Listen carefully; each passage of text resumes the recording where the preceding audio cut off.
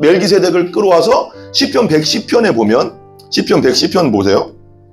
제가 읽을게요. 시편 110편. 그래서 그 다윗도 시편에서 110편에서 이렇게 얘기했어요. 시편 110편에서 보세요. 시편 110편에 보면 다윗도 이렇게 얘기했어요.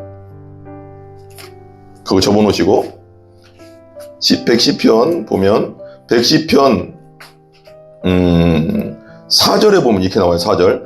여호와는 다윗의 시라고 분명히 써있죠. 110편에 보면. 그러니까 예수님 오시기 전에 1000년 전에 다윗이 쓴 거죠. 주의 오른 여호와는 맹세하고 변하지 아니하시리라. 이르시기를 너는 멜기세덱의 서열을 따라 반열을 따라 영원한 제사장이라 하셨도다. 그러니까 예수님은 멜기세덱의 반열을 따라서 오신 분이라는 거예요. 그래서 그분이 영원한 제사장이라 여기서 끌고 와가서 이 지금 시브리서를 쓰는 기자가 여기서 끌고 온 거예요. 시편에 이 본문을 들고 온 거예요. 그래서 창세기의 14장과 시편의 110편을 끌고 들어온 거예요. 그래서 이렇게 이으는 거야. 그렇게 해서. 예언돼 있다. 그래서 그 주가 따라 영원한 멜기세덱의 서열을 따라 영원한 제사장이라 예수님이. 그러니까 그 당시 유대인들에게 쓰는 거였기 때문에 믿고자 하는 그 결단한 교회에 들어온 유대인들에게 쓰는 거였기 때문에 예수님이 왜 제사장이나 이렇게 하면 할 말이 없잖아요. 근데 멜기세덱이 이렇게 예언돼 있다. 시편 110편에 이렇게 예언돼 있다. 예수님이 멜기세덱의 서열을 따라 오신 분이다. 레위 지파를 따라 온 분이 아니다. 라는 걸 명확하게 하려고 이렇게 자꾸 얘기하는 겁니다. 설득해야 되니까. 우리 히브리서 7장 4절부터 10절까지 보겠습니다. 히브리서 7장 4절부터 10절까지 제가 읽겠습니다. 이 사람이 얼마나 높은가를 생각해보라. 조상 아브라함도 노량물 중 10분의 1을 그에게 주었느니라. 레위의 아들들 가운데 제사장의 직분을 받은 자들은 율법을 따라 아브라함의 허리에서 난 자라도 자기 형제인 백성에게서 10분의 1을 취하라는 명령을 받았으나 레위 족보에 들지 아니한 멜기세덱은 아브라함에게서 10분의 1을 취하고 약속을 받은 그를 위하여 복을 빌었나니 논란의 여지 없이 낮은 자가 높은 자에게 축복을 받느니라. 또 여기서는 죽을 자들의 10분의 1을 받으나 저기는 산다는 증거를 얻은 자가 받았느니라. 또한 10분의 1을 받는 레위도 아브라함으로 말미암아 10분의 1을 바쳤다고 할 수 있나니 이는 멜기세덱의 아브라함을 만날 때 레위는 이미 자기 조상의 허리에 있었음이라. 아멘. 이제 이게 그 시브리서에 보면 멜기세덱에 대해서 나와요. 멜기세덱이 나오는데 멜기세덱이 5장부터 나오거든요. 5장 16절부터 계속 5장부터 5장 6장 계속 이어서 좀씩 나와요. 근데 7장에 이제 멜기세덱이 이제 족보라고 할 수는 없지만 멜기세덱을 소개하는데 멜기세덱은 어미도 없고 아비도 없고 막 이렇다고 막 나와요. 근데 멜기세덱이라는 이름이 멜기와 세택 이게 합쳐져서 된 건데 멜기는 앞에는 말키라고도 하고 멜렉이라고 해요. 멜렉 나의 왕, 우리 왕, 나의 왕, 우리 왕 이란 뜻이고 멜렉 왕이란 뜻이에요. 멜렉. 그리고 세덱은 체데크가 뭐냐면 의예요. 의 아까 배웠죠 우리 나의 의와 하나님의 의 막 이런 거에 대해서 배웠잖아요. 아까 잠깐. 근데 하나님의 의, 그러니까 합치면 뭐예요? 나의 왕, 의. 그러면 이걸 합치면 의의 왕.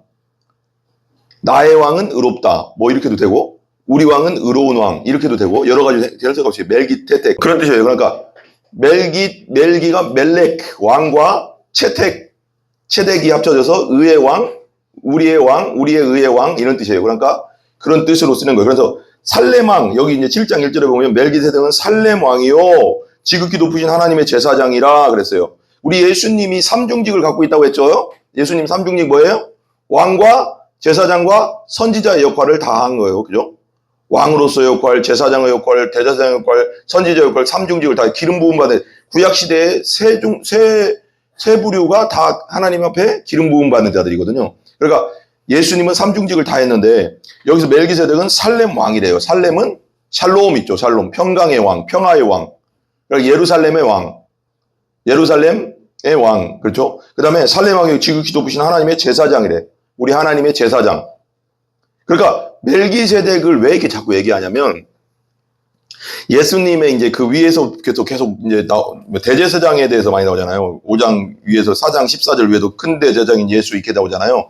큰 대제사장이신 예수라고 했을 때, 그렇게 대제사장, 예수님이 대제사장이 되려면, 그래서 예수님이, 그러니까 예전에 그러니까 그 예수님 전 구약 시대에는 성소와 지성소, 성막이 있어, 성막. 지성소에는 욤키프로 7월 10일 날 한 번 염소와 송아지의 피를 가지고 들어갔어요. 어디로? 염소와 송아지의 피를 가지고 지성소로 대제사장이 혼자 1년에 한 번씩 그 피를 가지고 들어가면 그 피로 그 속죄소, 언약궤 위에 있는 속죄소에 뿌리고 그 앞에 뿌리면 1년 동안의 죄를 용서해 주는. 그러니까 그게 하나님의 약속이에요. 1년 동안 내가 죄를 용서해 줄게. 1년간의 죄를. 그러면 그게 뭐는 대제사장은 그럼 계속 죽으면 그 제사장이 죽으면 또 다른 제사장이 또 해야 되고 또 해야 돼요. 이건 어떻게 돼요? 1년마다 끊임없이 해야 되는 거잖아. 그죠? 근데 예수님은 대제사장, 하늘나라 대제사장이 돼서 이 땅에 모형된 성막, 모세에게 보여줬던 성막, 성소와 지성소 그 성막이 아니라, 성전이 아니라 하늘에 있는 진짜 성전, 예수님이 하나님이 계신 진짜 성전, 하나님 나라, 글로 자기가 직접 자기 피로써 직접 들어가는 거예요. 그 영원한 대제사장이 그 지성소로, 하늘나라 지성소로, 성전으로 그걸 말하는 거예요. 그래서 그 1년에 한 번씩 대제사장이 황소와 염소의 피를 가지고 지성소에 들어가서 1년간 이스라엘 백성의 1년치의 죄를 용서받았다면 이제는 예수님은 영원한 대제사장이 돼서 자기의 영원한 피를 가지고 하늘나라에 직접 들어가심으로써 영원히 지금도 부활해서 살아계신 분으로서 그 피의 효력은 영원한 거죠. 그러니까 우리의 죄가 단번에, 영단번이라고 하거든요. 우리가 예수 그리스도를 믿을 때, 죄를 회개하고 예수 그리스도 믿을 때 영원히 한 번에 우리의 죄가 다 용서되고 사함받는 겁니다. 현재와 미래와 과거의 모든 죄. 그거죠? 근데 이제 그래서 대제사장이, 예수님이 어떻게 대제사장이 될 수 있냐, 이렇게 이제, 왜 그러면 이게 시브리서의 배경을 알아야 되거든요, 배경. 시브리서의 배경은 뭐냐, 왜 이 시브리서를 썼냐, 그때 당 이제 그 학자들에 의하면, 그 로마일 가능성이 많다고 해요. 로마 교회일 가능성이 많다고 하더라고요. 로마 교회 핍박이 64년에 그 네로 황제의 그 대화제, 로마 대화제가 일어났어요. 로마에 큰 화제가 일어났는데 그때 네로 황제가 그리스도인들에게 다 뒤집어 씌웠어요. 그래서 엄청난 순교들이 일어났어요. 그래서 67년, 68년경 막 그때가 AD 67년, 68년경에 베드로도 십자가에 거꾸로 매달려 십자가에서 죽고 로마에서, 그 다음에 로마에서 순교를 했습니다. 그러면서 엄청난 핍박들이 막 일어났어요. 그래서 유대교였다가 이제 그러니까 말하자면 유대인이었는데 예수 그리스도를 믿으니까 유대교에다가 그리스도교로 들어온, 그러니까 예수 믿기로 결단하고 교회에 들어온 사람들이 다시 유대교로 돌아가려고 했어요. 왜 그러냐면 핍박을 피해가려고. 어려움이 오니까 막 죽이고 순교하고 핍박이 오니까 그런 관계 속에서 시브리서를 쓴 거예요. 다시 돌아가면 안 된다. 그래가지고 시브리서 처음에 막 모세와 비교도 하고 천사와 예수님을 비교하고 막 그러잖아요. 그래서 그 중심 주제가 누구보다 위대하신 예수 그리스도거든요. 예수님만이 길이요 진리요 생명이고 우리의 구원자다라는 걸 강력하게 선포하고 있는 거예요. 시브리서에서. 아무리 핍박과 순교가 와도 예수님을 놓으면 안 된다.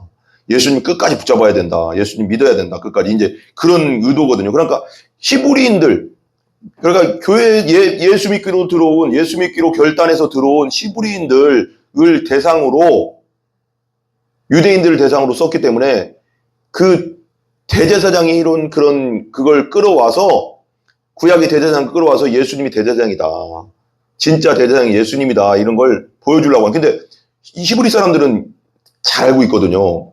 유대인 사람들은 어떻게 알고 있냐면, 아니 제사장은 레위 지파에서만 나오는데 예수라는 이 사람은 유대 지파인데, 유다 지파인데 어떻게 제사장이 될 수 있느냐, 이런 뭔가 의문을 가질 수 있잖아요. 그래서 멜기세덱을 끌어온 거예요.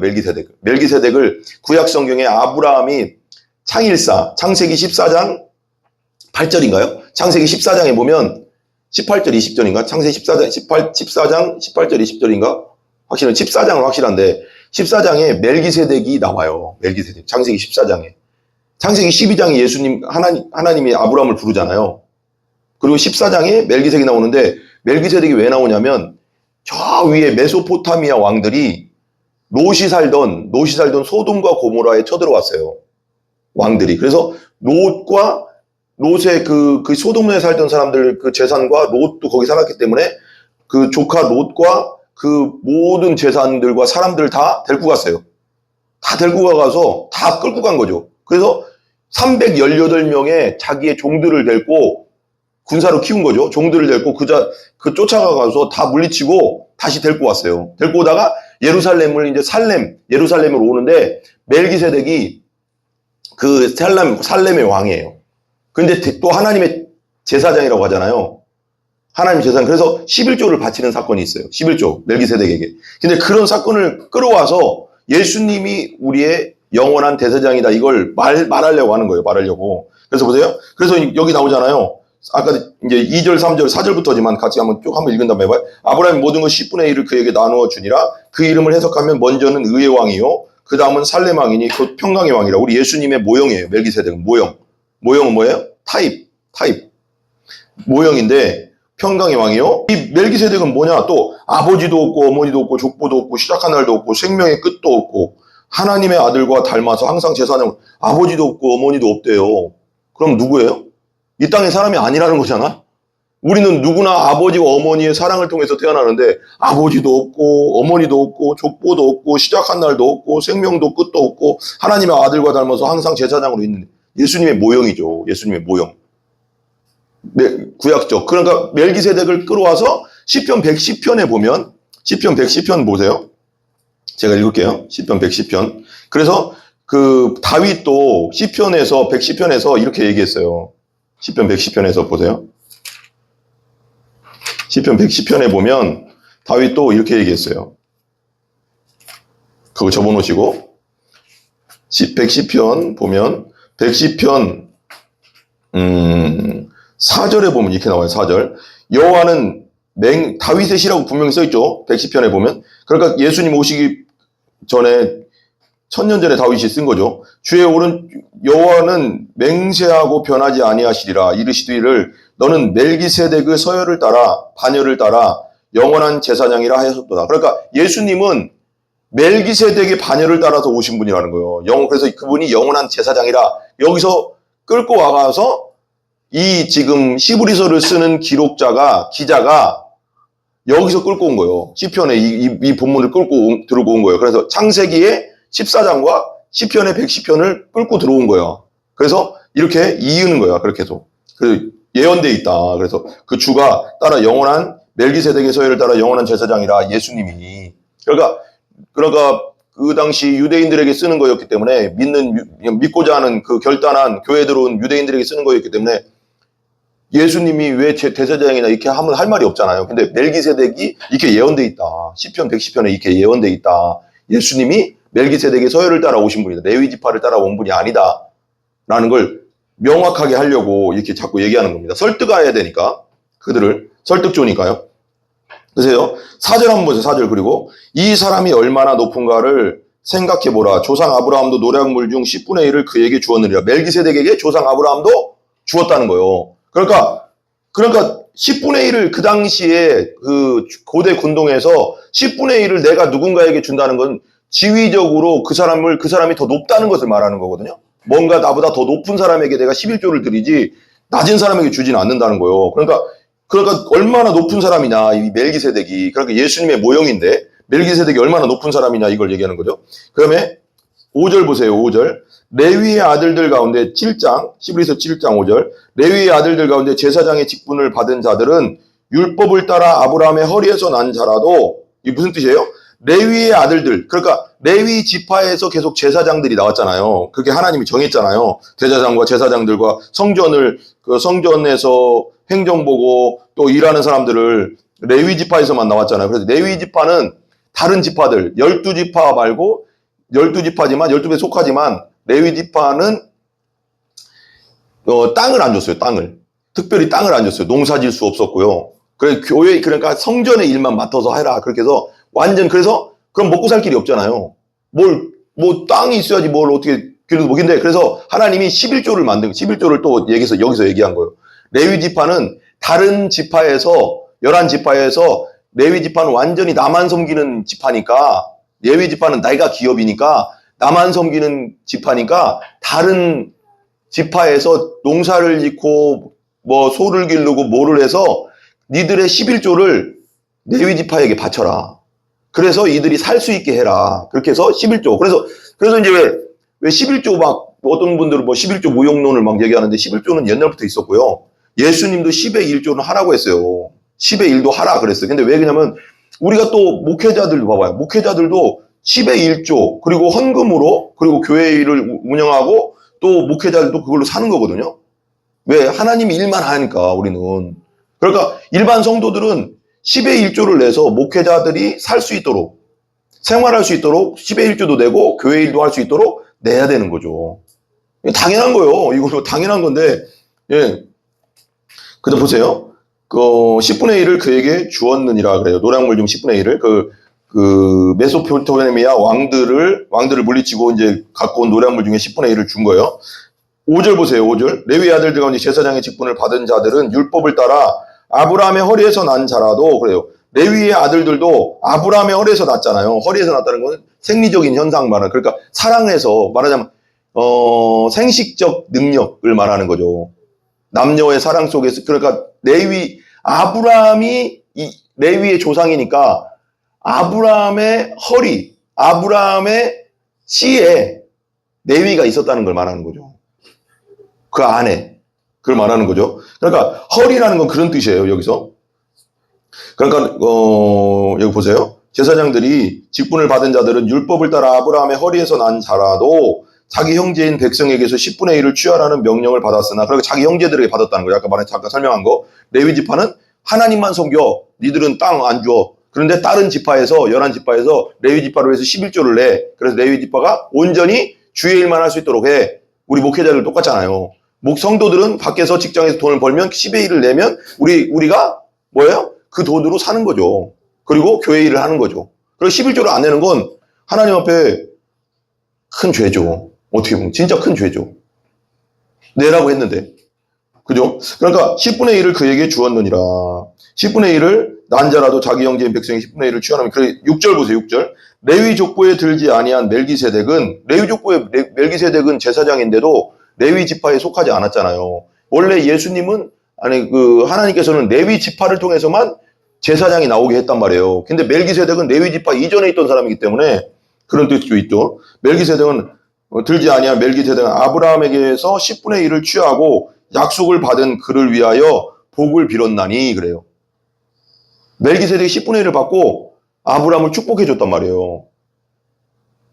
이거 잘 생각해 봐야 돼요. 그리고 나서 7절 보세요. 논란의 여지 없이 낮은 자가 높은 자에게 축복을 받느니라. 논란의 여지, 아까 말했죠. 고대 중동에서는 낮은 자가 높은 자에게 11조를 줬어요. 낮은 자가 높은 자에게. 그러니까 멜기세덱이 아브라함보다 높다는 뜻이죠. 여기서는 지금. 이해 가세요? 8절. 또 여기는 죽은 자들의 10분의 1을 받으나 저기는 산다고 증거를 얻은 자가 받았느니라. 여기는 죽은 자들이 10분의 1을 받으나 레위 지파와 멜기세덱이 10분의 1을 받은 것에 대해서 얘기하는 것 같아요. 죽은 자들이 10분의 1을 받으나 저기는 산다고 증거를 얻은 자가 받았느니라. 9절 보세요. 또한 10분의 1을 받은 레위도 아브라함으로부터로 말미암아 10분의 1을 바쳤다고 할 수 있나니 이게 무슨 뜻이에요? 이 9절과 여기와 연결되는 거거든요. 여기 어디 있어요? 허리 5절하고 연결되는 거예요. 레위 아들들 가운데 제사장 직분을 받은 자들은 율법을 따라 아브라함의 허리에서 난 자라도 라고 써 있잖아요. 그죠? 그러니까 여기서 아브라함의 허리에 있었으니까 9절 10분의 1을 받은 레위도 10분의 1을 받는 레위도 아브라함으로 말미암아 10분의 1을 바쳤다고 할 수 있다. 이게 무슨 뜻이에요? 아브라함의 허리에 있었다는 거죠. 레위가 그때도 생식기 안에 있었다는 거죠. 씨로 존재했다는 걸 말하는 거예요. 그렇게 바쳤다고 할 수 있다. 이는 10절 보세요. 이는 멜기세덱이 아브라함을 만날 때 레위는 이미 자기 조상의 허리에 있었습니다. 같이 바쳤다는 거죠. 멜기세덱에게. 그러니까 왜 이게 멜기세덱을 자꾸 얘기하냐면 멜기세덱을 모형으로 하는 예수님을 드러내기 위해서 자꾸 얘기하는 거거든요. 예수님 대제사장이고 예수님이 우리의 영원한 죄를 위하여 영원한 성소인 하늘 성소로 직접 들어갔다. 그래서 우리 영원한 속죄가 이루어졌다. 이걸 자꾸 얘기하려고 하는 겁니다. 우리 기도하겠습니다.